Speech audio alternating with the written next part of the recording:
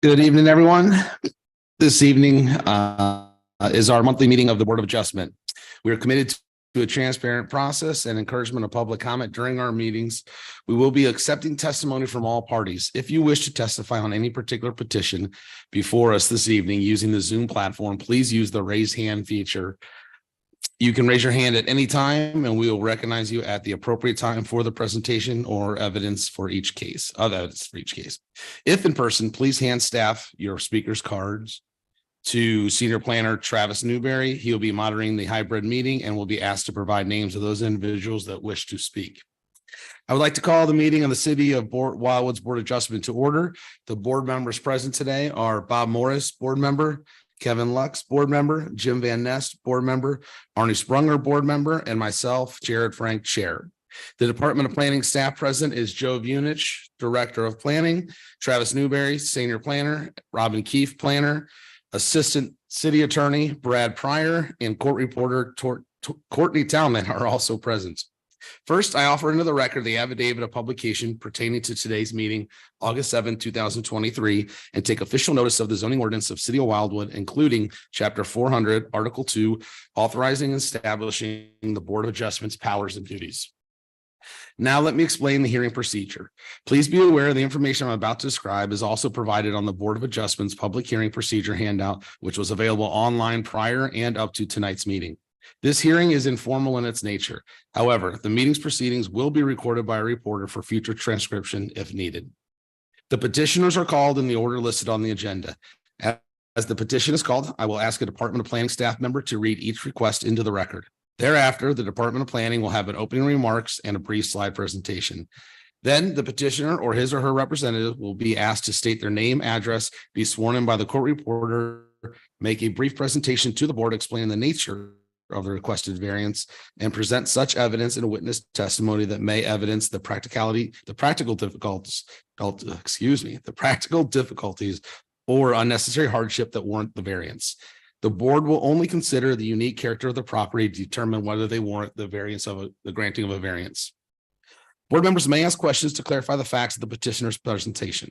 When the board is satisfied with the material presented by the petitioner, the chair will then ask if there is anyone present or online who would like to speak in favor or opposition to the requested variance. Each speaker will be asked to provide their name, address, be sworn in, and then provide their evidence and oral testimony. Procedurally, the petitioner may request a continuance at any time during the hearing prior to a call for the vote in order to bring in additional evidence or testimony. The board may also continue the proceedings. After the submission of testimony and evidence from all interested parties, the board will ask a staff person to provide the Department of Planning's report on this matter, if requested by any board member, the petitioner, or any individual that is participating in person or online. Once all witnesses have been heard, the chair will call for a motion to grant or deny, with or without conditions. Then the board will vote. At that time, the presentation of evidence relating to the petition is concluded and no further evidence will be permitted.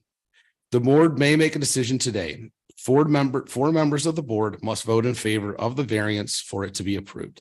If a variance is approved, the petitioner has 6 months to obtain the necessary permits or establish the use, or it will expire. If the board's decision is unfavorable, the petitioner has the right to appeal to the St. Louis County Circuit Court. This appeal must be done within 30 days of the decision. Mr. Newberry, are there any questions at this time? I don't believe so, Mr. Chair.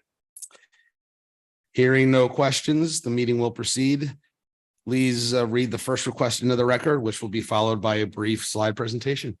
Thank you, Mr. Chair. Mr. Chair, members of the board, the first item is BA 16-23, Bank of America, 2412 Taylor Road, Wildwood, Missouri, 63040, care of Chris Smith, Dale Sign Service, 13652 Manchester Road, Wildwood, Missouri, 63131. Request an exception to the business signs attached to wall for the purpose of erecting one business sign attached to the wall of the building located upon the property at 2412 Taylor Road, locator number 23V320184, Gearberg's Outlot H, Lot 1B, Wildwood Town Center, which would thereby authorize a sign height of 33 inches in lieu of 24 inches and an overall size of 74 square feet in lieu of 50 square feet, all on the west elevation front of the building. The size and height associated with the current request are identical to the current sign that is located on the same facade.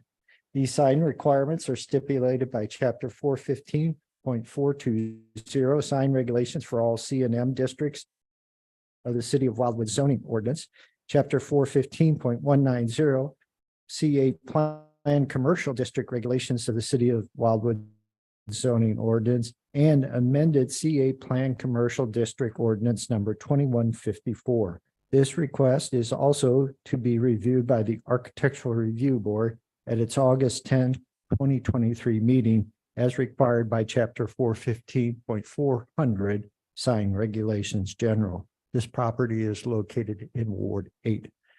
Regarding the last statement, Ms. Keefe will give some details on the Architectural Review Board's comments and suggestions on this particular item. And before yielding the podium to Ms. Keefe, the department would like to enter into the record the following items.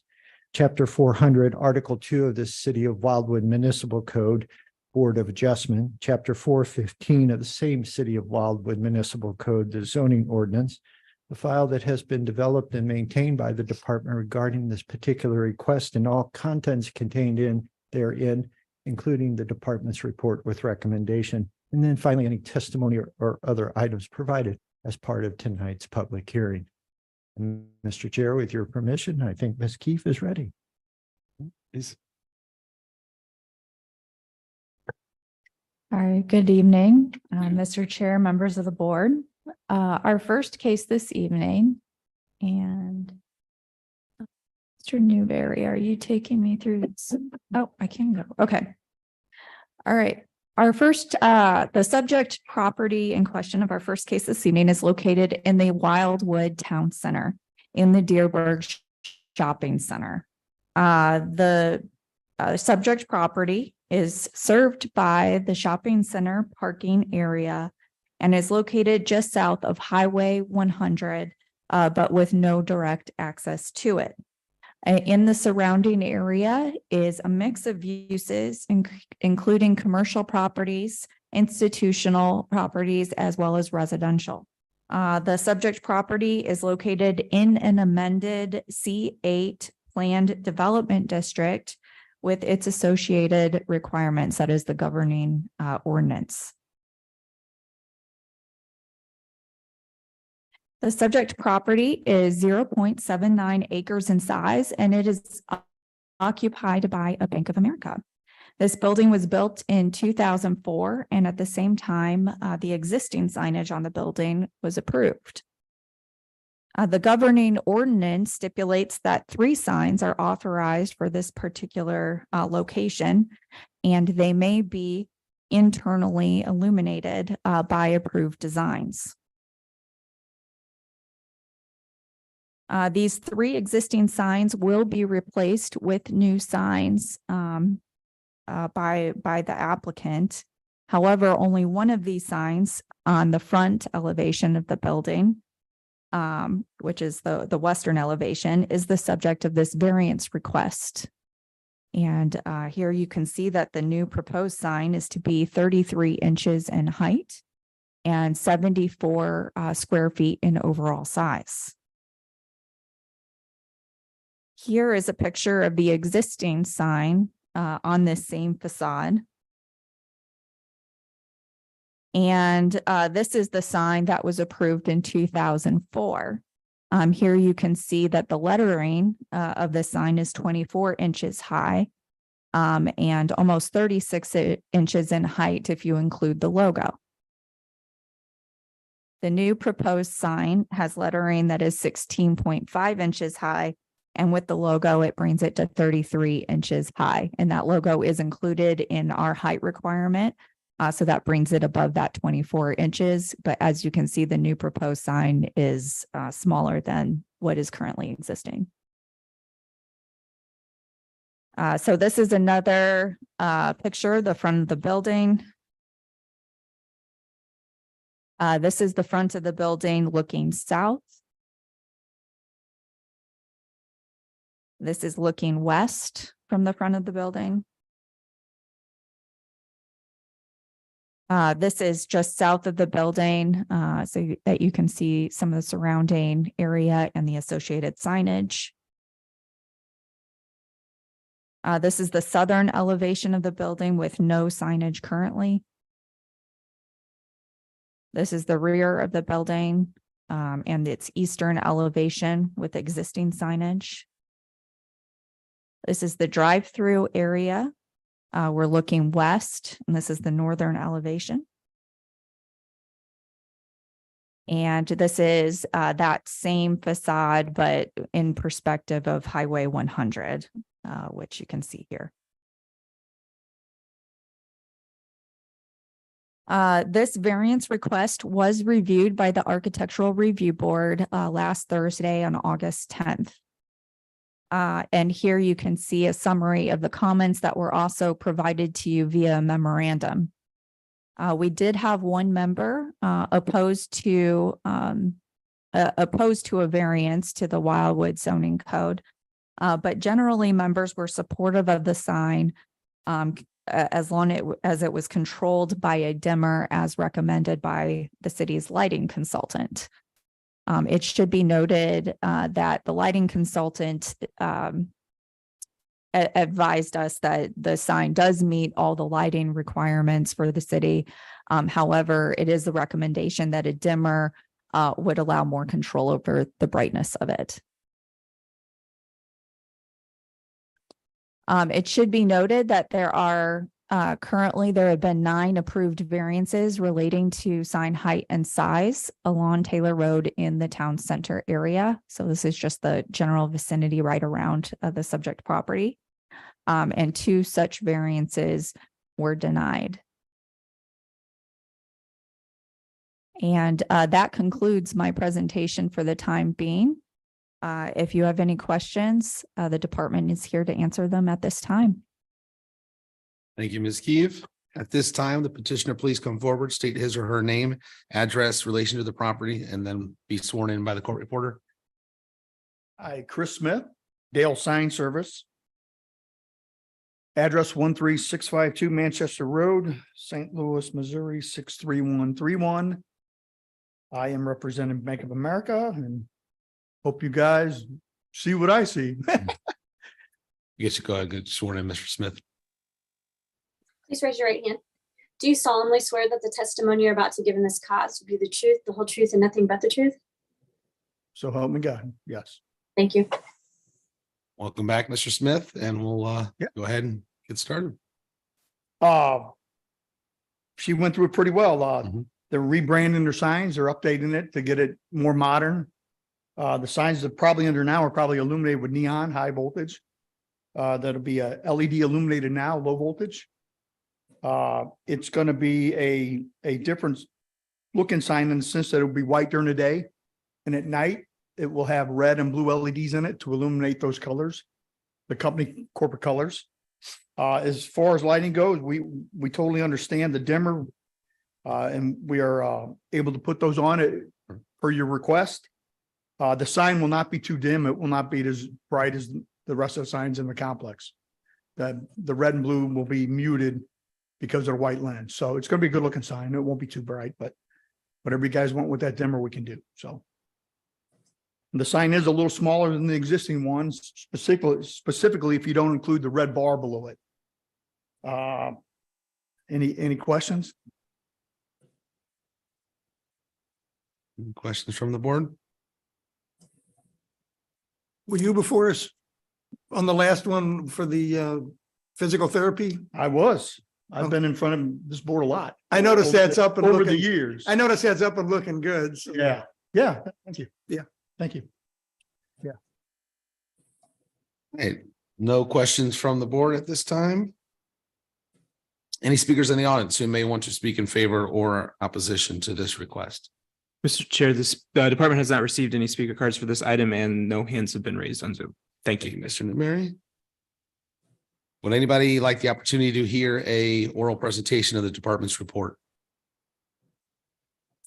Seeing none. Only that the department recommends approval, right? Correct.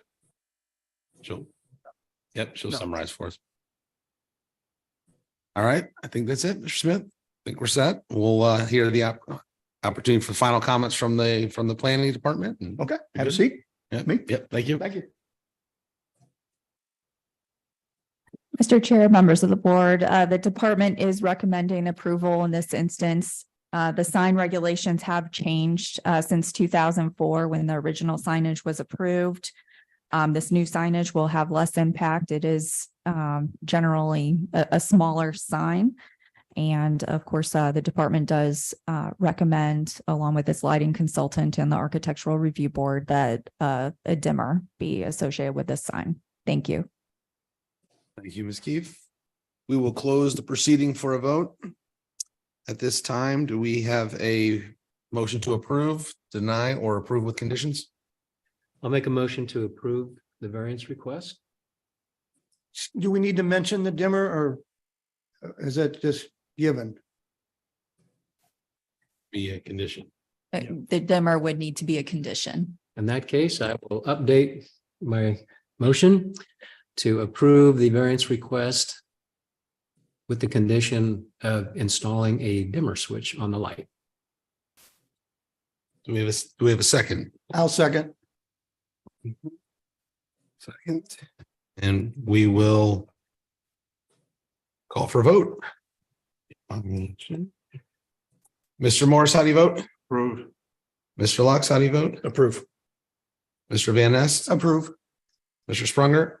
Approve. And I as well approve. Congratulations. Your variance is approved with the condition of the dimmer switch. Thank you.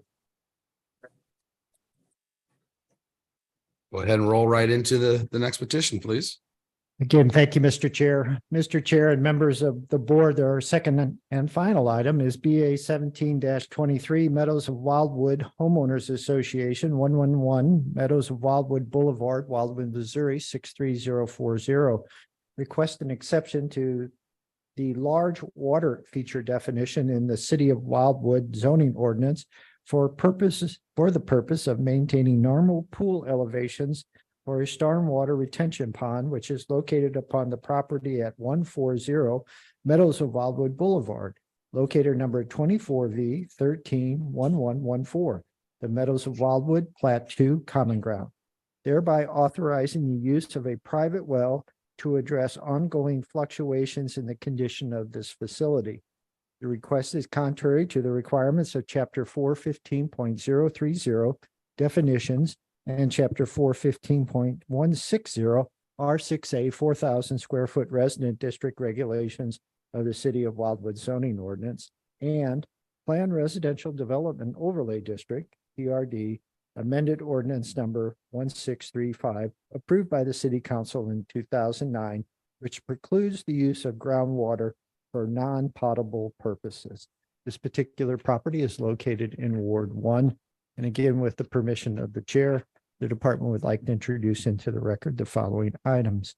Chapter 400, Article 2 of the City of Wildwood Municipal Code, the Board of Adjustment. Chapter 415 of the same City of Wildwood Municipal Code, the zoning ordinance. The file that has been developed and maintained by the department regarding this particular request and all contents contained therein, including the department's report with recommendation. And then finally, any testimony or other items that are offered as part of tonight's hearing.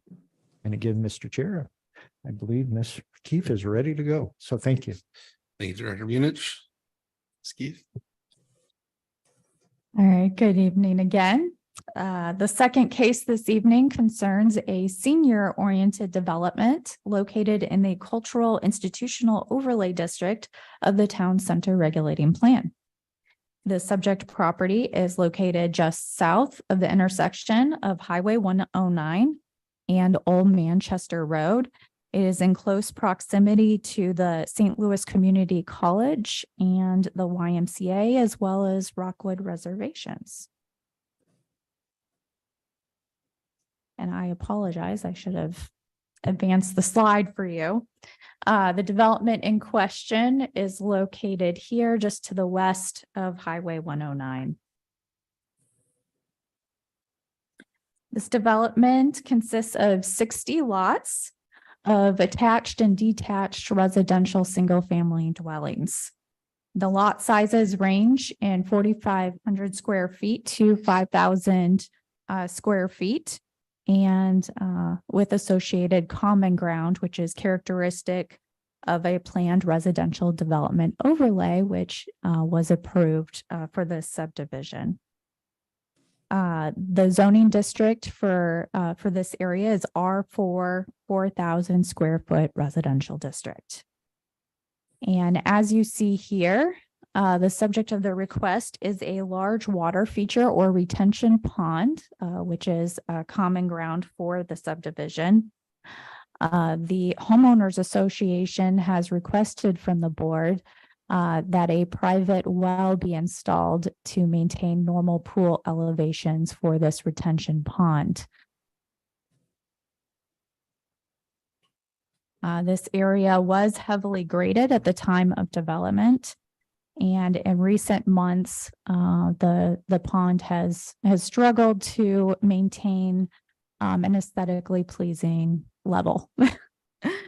This pond area is accessed via sidewalk and stormwater easements. It's a amenity to residents in this subdivision. There is a trail that encircles it. This is looking west at that sidewalk that circles the retention pond area. And this is looking south at the retention pond.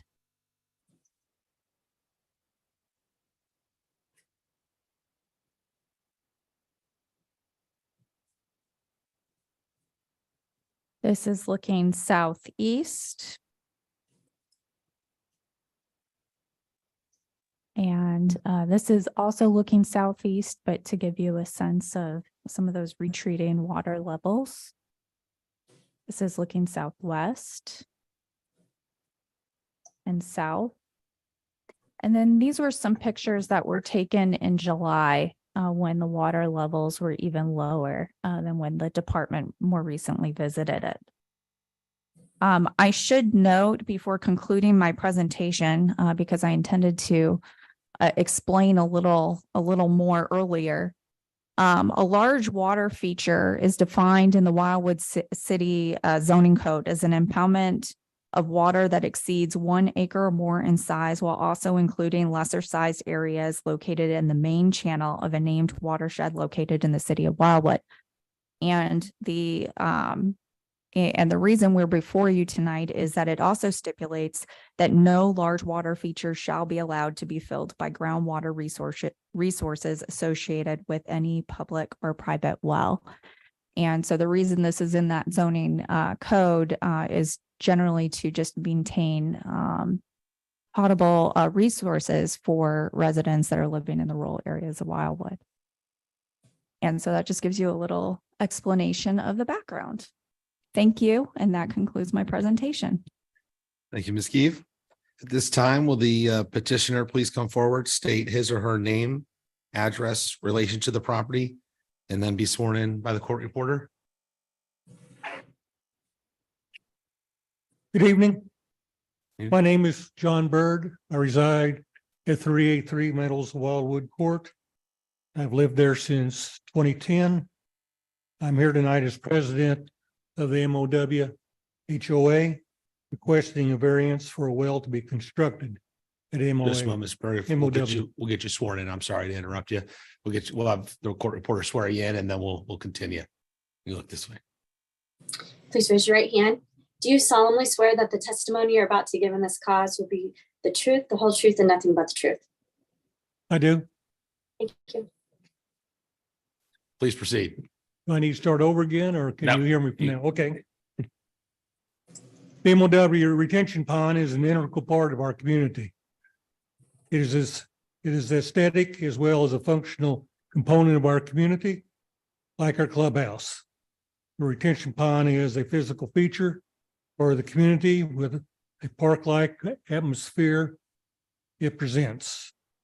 Water is received for the retention pond for stormwater from rain. Rain has not been prevalent for the last year, causing the retention pond to reach low levels. The picture you have I've passed out a handout. There's pictures, and one of the pictures shows the level. And I think you had showed one or two, what it looks like without water. Another picture that you have is what it looks like with some water. The low level and picture you have reveals low water on June 24th. To maintain a desired continuous level of water were required that additional water be added if as needed. The addition of groundwater from a well is a possibility. MOW requests a variance for a well adjacent to the retention pond. Thank you. I'm available if you have any questions. I actually have several questions. Okay, So, so I hear the desire to try and have the pond level of water as at a normal level. yes. What is that? Well, the elevation can be 6 foot. After 6 foot, it goes into a standpipe or runoff. I think I So- saw that in a picture. Yeah. And so somewhere between 3 to 6 feet, depending on water level, depending on the storm water, it fluctuates. Sure. So the more rain, the more in there. But the problem is when it gets to the low end, when that level gets to the low end, the base becomes void, which can cause problems to the layer or and a dryness of the bottom, which can lead to leakage in the pond or the. Okay, thank you for that. So you're shooting for a 3 to 6 foot Yes, depth in the pond. How often have you experienced that the pond level has actually gone below that? I'll say 3 foot level because that's the low level that you're shooting for. it started last fall. And of course, it exasperated this spring with no water from storm water. So this is the first time it has reached the low levels that can be considered a very serious problem to the integrity of the retaining pond. Okay, so this is the first time that that's happened. To the extent that it has, yes, Okay. to this extent. Okay. And I thought I read in the notes too that leaks were discovered in the pond. Well, we do not know. There's 3 ways water can go. And one of them is a leak. And we do not know at this time if we have a leak.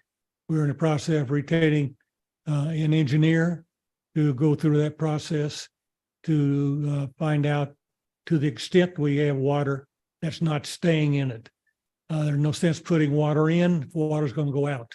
Exactly. So we've got to figure to the extent that we're having an excess water out of the retention pond.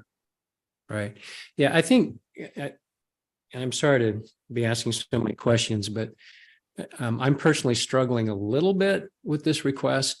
I think primarily because, having a little bit of experience with ponds, leaking ponds, that, a well's not going to solve that problem.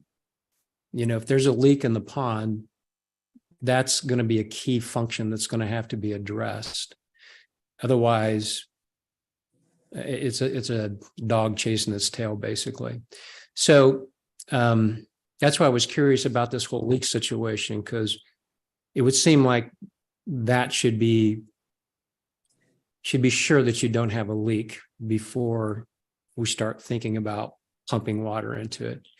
The other thing that I do have a little bit of concern about is the reason that, and Planner Keefe mentioned this in her presentation, the reason that these wells aren't really allowed or against the code is because it draws potable water. And there are a lot of people in this community, and I'm one of them, that rely on, a well so that I can drink water, and live a normal life. And so I'm probably hypersensitive. Well, I don't know if I'm hypersensitive, but I'm more sensitive about how much we are pulling out of the ground for purposes like this. And I get, when the water goes down, it's ugly. It could start smelling. You may have mosquito issues. I mean, there's lots of things that can happen there. But on the flip side, if we start pumping a lot of water, and that's a big enough pond for you to lift that thing 3 feet or 2 feet or whatever, you are going to pump a huge amount of water out of the ground to make that happen. Well, we're not thinking, we don't know. If you put this as a supplemental. And so if we can retain the stormwater and lose it just by evaporation or otherwise, then it's just a supplemental to keep it up. This will not be a fulfilling of the pond to that kind of a level. This is just supplemental water. Yeah, but I think what I'm hearing you say is like, if it drops below the normal level, which I think you said was somewhere between 3 and 6 feet, 3 feet would be the low mark. Then I think the intention is that you'll pump water until you get up to that 3 feet, correct? Yes, if in lack of rain. Yeah, if you need to. Right. If you need to. Yeah. Right. This is strictly as a need to basis. It will not be a regular 24/7 for 6 months or anything like that. Just be strictly as a need to. Yeah, that's assuming you don't have a leak somewhere, right? Exactly. And that's to be investigated. Mhm. And we're in the process of sending out an RFP request for a proposal to look into that. And that's where we are. We got various stages to do this. This is just one of them. Mhm. Yeah, and I promise I'll kind of wrap my questioning up. Yeah, this year was a little weird. Okay, this spring we did have some rain, but then June was nothing. And then July and August, we had a lot of rain.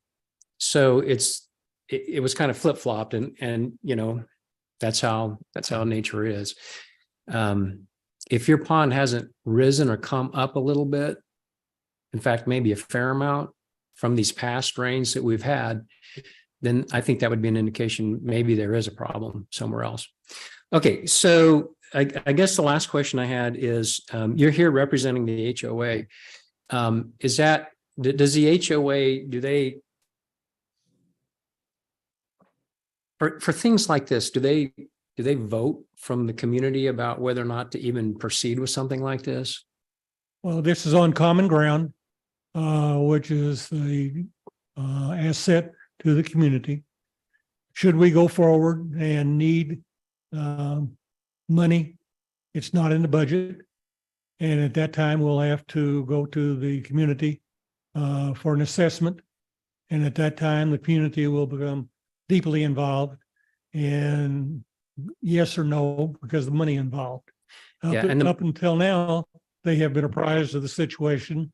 We've had community meetings so that they know what the situation is. We have a committee of 9 members that have been cussing and discussing. I think we're past the cussing stage a little bit. We're more into the discussing stage right now. And so if and when we get to that, the community will vote because it'll be an assessment. Okay, yeah, and I don't want to get into the money business because that's really not our thing. That's, but what I do care a lot about on decisions like this is there support of those individuals or those families that are affected by the decision. So that's why I asked that question to see whether you had gone through that process yet, but it sounds like not quite yet. Well, we have not gone out and said yes or no to the 25 people that surround the area or the remaining 40. But at this point in time, we have nobody has said, we don't want this done.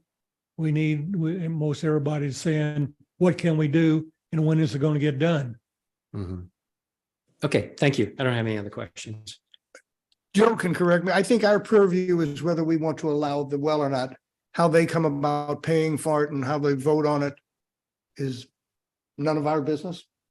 That's More or correct. less. Certainly how they pay for. Being on the board for my subdivision, I know how it works. But I don't think that's our concern. Our concern is should they have the well or not? And Correct. anything more than that is out of our scope. Fair enough. That being said, any other questions from? Any other questions? I do have how many acres is this retention basin? 1.1 acre. Okay.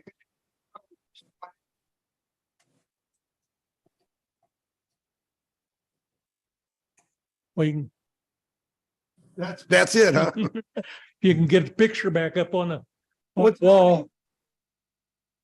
No, it is not. What you're looking at in that picture is what an acre pond would look like.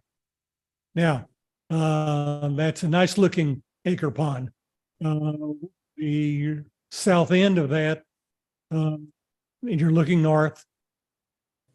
Water goes down, the south end of that goes down. So it becomes less than an acre of water.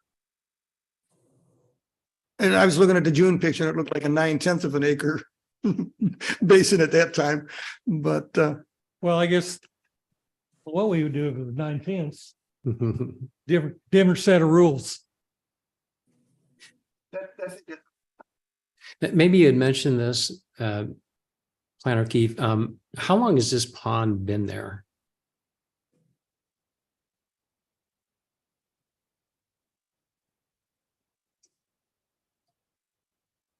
As with any new development, Mr. Springer. The stormwater improvements were one of the first things to go in. Mhm. So as when the streets and the impervious services were added, there was a place for that water to go to. And equally important, the silt that comes from new development before the ground cover is established. So the project was approved in 2004. It took a year or more to get started, but generally speaking, it's been there probably 18, 19 years. 18 or 19 years. Okay. And out of those 18, and of course, homes have to be developed and so forth and so on. And it takes a while to fill a pond, depending on how much watershed you have that goes into the pond, of course. I'm just trying to get my head wrapped around how many years has it been that the pond has been fine? Has it been fine for 15 years? And then this past year, now maybe it's not? 220, 205 is 15 years, 16 years. So it's been fine for 16 years and now we have this situation. Okay. Yeah. has there been other years though that it's been low? Oh, it's been low, but it's never been low to the extent that it has been this past year. This past Of course, this past year has been a terrible year for stormwater, which comes from rain. Yeah. And there hasn't been that quantity of water coming in. And to Robin, that picture with the low one, was that dead fish floating in there? Unfortunately, yes. I mean, that's another problem with it being low. It looked like fish were floating around. We had one instance when that happened, and we had to have a fishing expedition with nets and buckets, and the fish went away, and unfortunately, they couldn't be used for our annual fish fry. I'm sure that's a result of the low water level.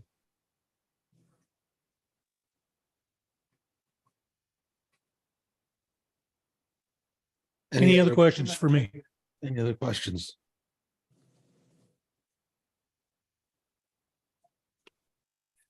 Seeing none from the board, at this time, we'll open up to any speakers in the audience that may want to speak in favor or opposition to the request. Mr. Chair, the department hasn't received any speaker cards and I'm not seeing any hands on Zoom at the time.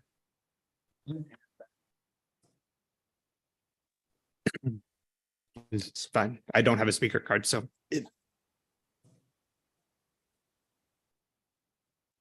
If you'd like to come on up, and then if you don't mind, when you conclude your presentation, we'll have you fill out. That'd be wonderful. Formal but informal. You do have to raise your hand too. Yep. If you could please state your name, address, relationship to the requested variance, and we'll get you sworn in. My name is Susan Robb. I live at 214 Meadows of Wildwood Boulevard, and I serve as treasurer on the board of directors for the HOA. Just sworn Okay, in here. thank you. Raise your right hand. Do you solemnly swear that the testimony you're about to give in this cause will be the truth, the whole truth, and nothing but the truth? I do. Thank you. Please continue, Ms. Rob. Thank you. And thank you for tolerating this. I know it's not the normal form, and I debated when I walked in because John is very capable. But it's a couple of things. There are a lot of details involved in this. We do suspect that there's a leak. I back to that pond and I look at it every day, and there's been a significant reduction in the water level in that pond consistently since last year. There was some before, but it's picked up speed and it's much worse over the last 12, 18 months. And it was so short in June that when you watch the herons and the ducks walk across the pond, they walked across it. There was a mud trail behind them. It was so shallow at the end that I'm at. I'm at the south end. So this is distressing. And number two, we have a clay liner in that pond. And when you have insufficient water, that clay liner comes way up on the sides. You have insufficient water. Now your clay liner is cracking. And that creates other opportunities for leakage and other expense for us.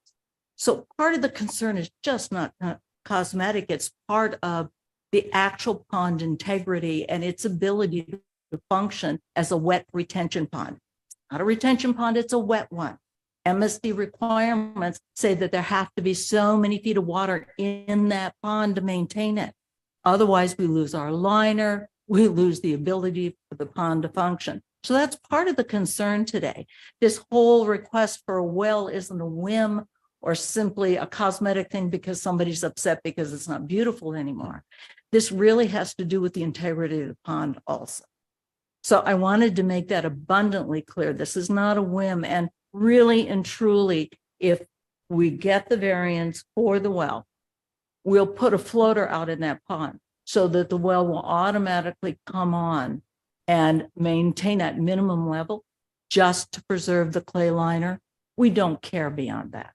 I mean, we're as practical as you are. We don't want to waste water. And we're already looking at when we redo roofs, putting 6-inch gutters on everything, burying the lines from all the houses around the pond and running all that stormwater in there also. So we're looking at alternative means to supplement the pond so that we don't overuse that well, so we don't have to do that. But the well is, once we get engineers in there and they determine the work that has to be done, people are on board to have those repairs done. We have a lot of community support for them. There are always a few naysayers. No community is ever cohesive. But yeah, you understand. But I think the majority of them really want this taken care of. It's gone on too long. It needs to be addressed. We'll spend the money on engineers. We'll get their opinions and take action.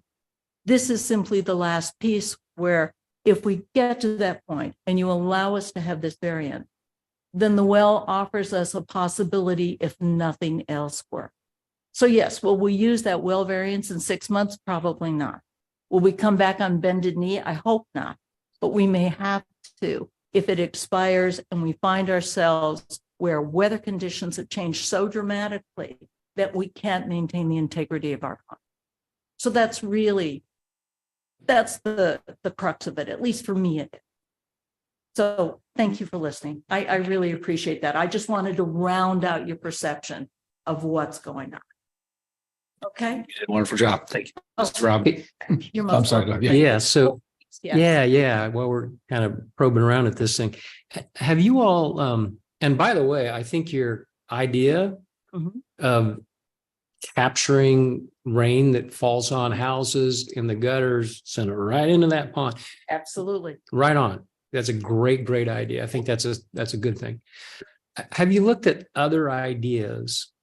I know you said you had a clay liner, okay? Yeah, I know about clay liners, sometimes they work, sometimes they don't. Have you looked at other alternatives for a liner? No, until we get the engineers in and they determine the nature of the leak. Number one, if we have a leak, I think we do. Mhm.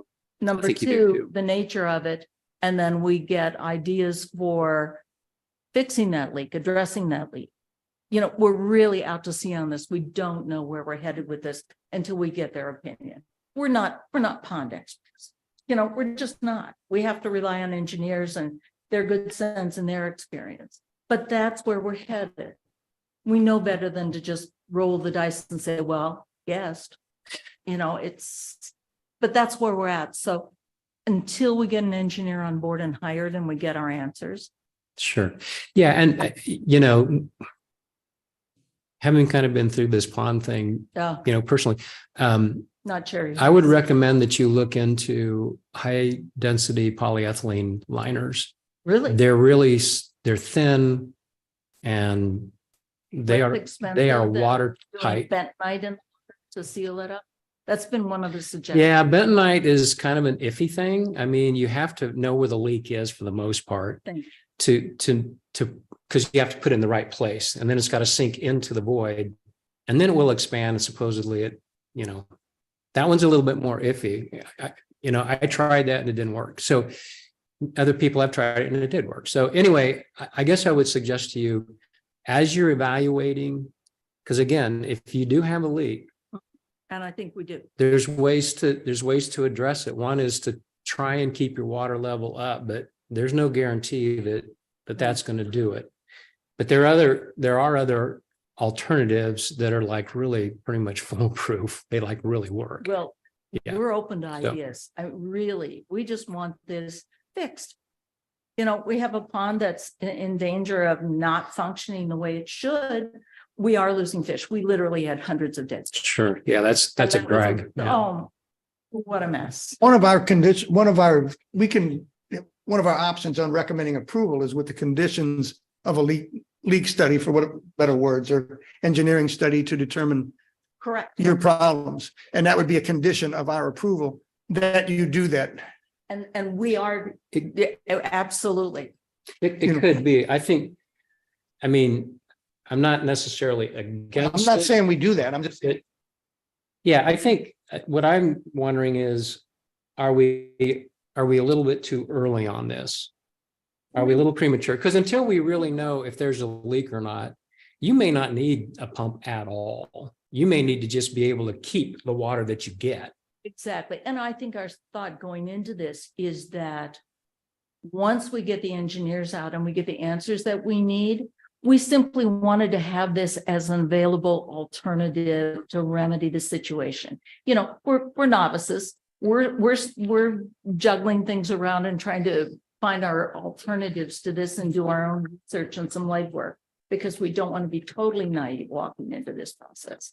Would you be open to waiting a little bit to decide on this until you've had your engineer come out and check it out? one of our options is postponing it. Postpone it for a little bit. Now, I don't like postponing things. I don't either, but I also don't like just making a decision to provide a well that potentially is going to draw a lot of groundwater out if we don't even necessarily need it. So Sorry to jump in. I'd just say that it sounds like the community is open to that. yeah, I mean, if we grant this variance, they don't have to do the well. They just have. but to they do could. it. Sure. They could. Yeah, but it sounds like they want to explore. If those they do the things homework too. and they don't need it, they're not going to spend the money for it. Thank you. Right, yeah. I handle the budget in my subdivision and Feet down. So we're talking $30,000 plus is my guess. Oh, yeah. On a well construction. And that's not money that we would care to spend lightly. We have roofs that are aging and other things to take care of. So that's not a direction we want to go. However, we have this retention pond too. Sure. So we have an obligation there. Sure. So, but Thank yes, you. if you'd like to postpone this, I'll take it. Thank you. Okay. I guess the problem is if we approve it, then you've got a time limit to do something, right? When we approve a variance, isn't it good for 6 months or? 6 months. Director Venich, if you don't mind weighing in, please. Typically, the 6-month rule applies. You have on a couple of occasions through the board's authority to add conditions, extended that period. For example, when the Wabash Frisco Pacific Railroad down in the Glencoe area came forward and was seeking a variance to the floodplain to allow the additional storage structure, they were at an early stage of the development, but before they moved forward with the cost of the engineering plans and more importantly, the FEMA process along with the cities, they sought the variance. Knowing the federal government was involved, that particular set of board members gave them 2 years. So there is, and there was an occasion, a couple of occasions where that 6-month window was extended. Extended at the time of the approval or extended later? It was actually at the time of approval based upon the information that was provided by the petitioner relative to the engineering, the approval processes through the different government agencies. And then they too were still struggling a little bit with the money, not knowing how much the federal government or the city's regulations might add to the cost of a simple structure.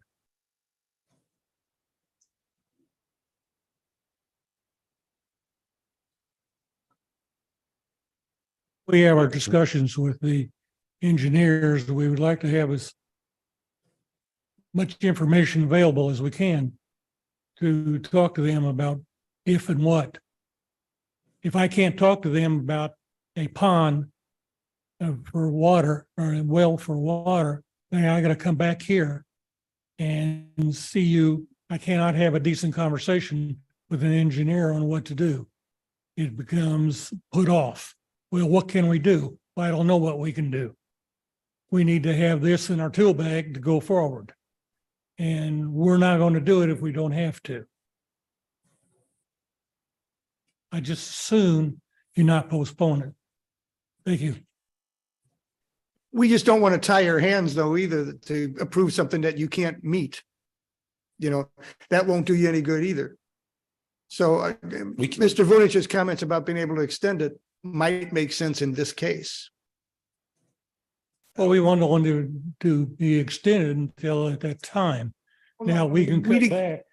If we approve this in 6 months, you got to have built it.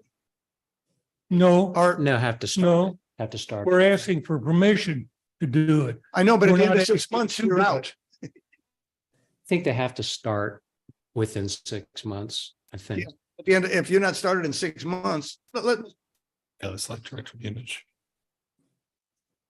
As was recited at the start, it's either establish the use, which in this case would not be applicable, or obtain the necessary permits for the project to proceed.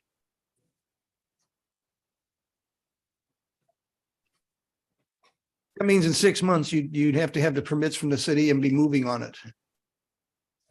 And that would, we'd be tying your hands if you can't make that deadline. Not necessarily. I can come back and ask for an extension. So why do you feel like your hands are a little bit tied when you meet with the engineer? I don't have this as a conversation piece. Well, you I can If go you to were- I can go to the engineers and say, this is a possibility. They're going to say, we know that the city of Wildwood has an ordinance that you can't do that. And I'm going to tell them I can do it because I have permission. There's been a variance. And so we keep the conversation moving on and we don't have a delay in the conversation. Okay. Could you not? I mean, if the engineer says, okay, here's your options, get additional runoff from the houses to fill the pond, put a different kind of a liner system in it. There's a number of things that they could suggest, one of which would be potentially a well. But don't you think your engineer is going to be able to say, here are the options that you have Yeah, before and we you. want to tell the engineers one of the options is a well. Right now, I can't tell him that.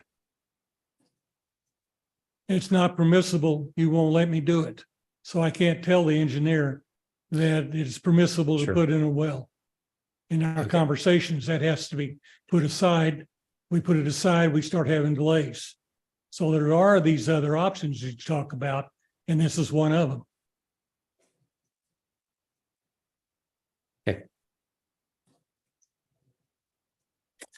Any other questions? Furthermore, any other speakers in the audience that would like to speak in favor or opposition? Seeing none? Any final recommendations, thoughts, Director Vunich? Well, just to clarify a couple of points. Certainly capturing as much of the stormwater that falls on the site and getting it into the retention basin is a good thing. The design already captures half of the roof and the rear yard area. The ridge of the roof defines where the water goes. Front part goes to that set of downspouts. Those downspouts generally either do sheet flow and are absorbed by the ground, or they go out to the curb and are captured by curb inlets and go to the retention basin. The rear portion of the roof and the gutters with downspouts, they empty out into the rear yard area and they go, generally speaking, to the detention basin. The way the design of the stormwater management plan, and Mr. Van Ness knows, unless there's a certain level that's so low that it doesn't need to be captured and go to the, in this case, retention basin, excuse me, it all should be directed there. That's the nature of the design. And so the installation of piping to capture all of the runoff from the roof certainly is a step in the right direction. But if it's a dry season, there's no rain. And so it's not going to necessarily support the low level of the lake. So just to clarify that, we're capturing a lot of stormwater already that's intended to go to that particular basin location. From the department's perspective, it took this particular request very seriously because back in 2007, when we created the definitions for water feature, large water feature, and made large water feature as a conditional use permit that required the Planning and Zoning Commission to grant something, and then the City Council to authorize. The reason is that it was a very dry period, and a lot of the potable wells, particularly in the Allenton Road, Hinken Road area, and then out on Wild Horse Creek Road, were going dry. And we found that those wells were generally not as deep as most of the new homes. It certainly was creating a problem. So from the perspective of the department, when we looked at this, we looked at the surrounding area. And the reason we're supporting it is quite simply that to the south, there's over 2,000 acres of Rockwoods Reservation. And Rockwoods Reservation is not a residential area that needs a substantial amount of the groundwater asset.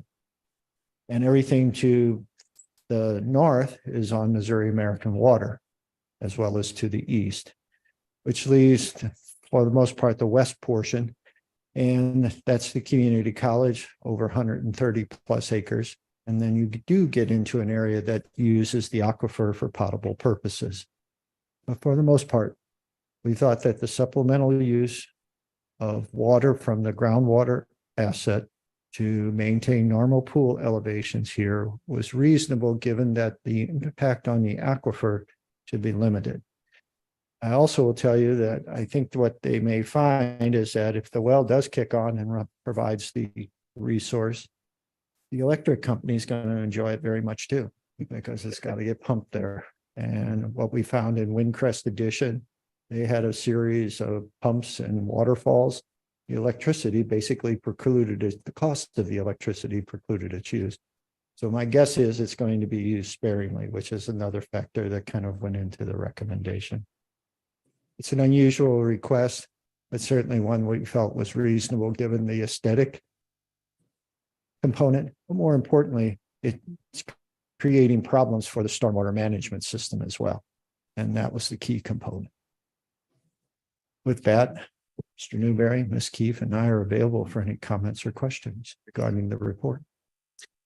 So how do you Joe, how do you discern or figure out what the impact of this may be on the aquifer? And I know that's a tough question. I get that. But I'm a guy who years ago had to lower my well even further, because there's a lot more demand for that water. And when I hear these kinds of things, I have a lot of tension, just like, that's just going to, it's not single-handedly going to, take out the aquifer, but we keep doing this. And it's like, at what point?